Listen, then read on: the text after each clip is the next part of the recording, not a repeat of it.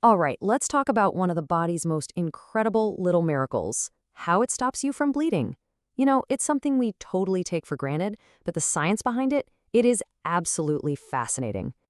I mean, really think about it. You get a tiny little paper cut, it stings, it bleeds for a minute or two, and then it just stops. How? What's actually going on under the surface to plug up that leak? Well, it turns out your body has this highly sophisticated, totally built-in emergency response system. And that system, it's got a name, hemostasis. That's the official term for this whole incredible multi-step process. It's like a beautifully choreographed dance that keeps a tiny little injury from turning into a great big problem. So how does our body actually build this amazing plug? Well, it's not just one thing. It's a whole series of actions that have to happen in the absolute perfect order. It's less like slapping on a Band-Aid and more like building a super intricate dam, just on a microscopic scale. The best way to really visualize hemostasis is to think of it like a domino cascade. One thing happens, and that immediately triggers the next, which triggers the one after that, and so on, in this incredibly fast chain reaction. And if any one of those dominoes is missing or out of place, the whole thing can just grind to a halt. So here are the key dominoes in that line. First up, these tiny little cell fragments called platelets. They rush to the scene of the crime and get super sticky, adhering right to the injury. That's domino number one. Their arrival sends out a signal for help, and that kicks off a chain reaction, activating a whole series of proteins called coagulation factors. These are all the next dominoes, falling one after another. And for the grand finale, these factors create this sticky, web-like mesh called fibrin, which traps everything, platelets, red blood cells, to form a really stable, solid clot. It's just perfect teamwork. Okay, but what happens when this system breaks? What if one of those absolutely crucial dominoes in the cascade is just missing? Well, this is where we get into the world of bleeding disorders. This chart here breaks it down really nicely. For hemophilia A, the missing domino is a protein we call factor VIII. For hemophilia B, it's factor IX. In both cases, the domino chain is broken and the process stalls. Then you've got von Willebrand disease, which is actually the most common inherited bleeding disorder. Here, the problem is with the von Willebrand factor. Now, this protein is kind of like a bodyguard for factor VIII. It protects it and keeps it stable. So when the bodyguard is missing, factor VIII gets broken down way too fast, and again, the cascade just can't finish. So if the domino cascade is broken, how do we go about fixing it?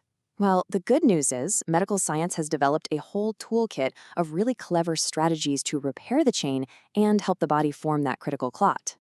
We can basically group these treatments into three main camps. First, there's what we can call the direct fix. You're just replacing the missing domino, plain and simple.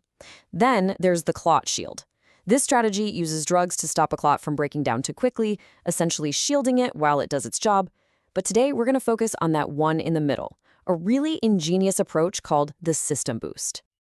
Now, this strategy is all about helping the body help itself. So instead of just adding in the missing piece from the outside, these treatments give a boost to the machinery that's already there, helping it work way more effectively.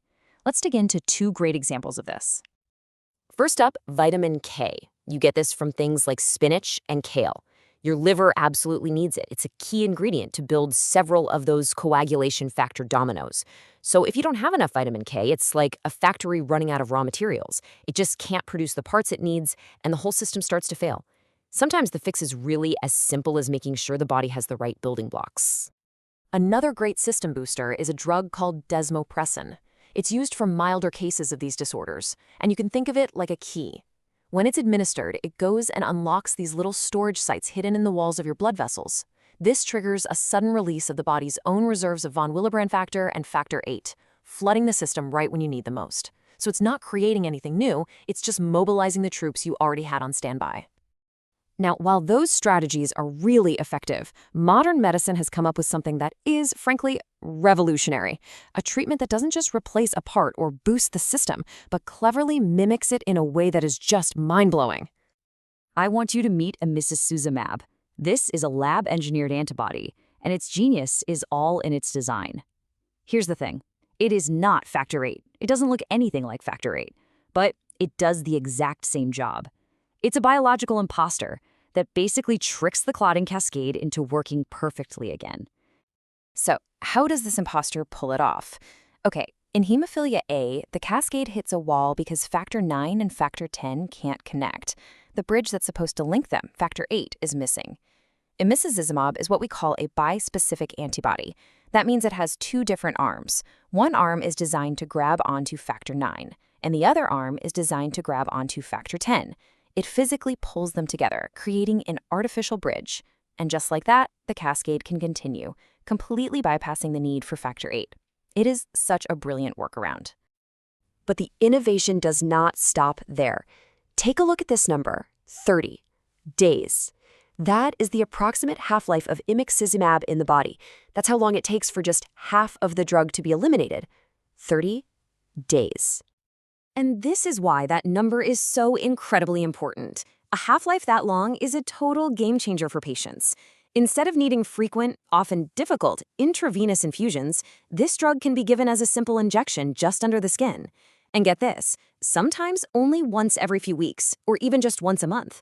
It's a massive, massive leap forward in quality of life.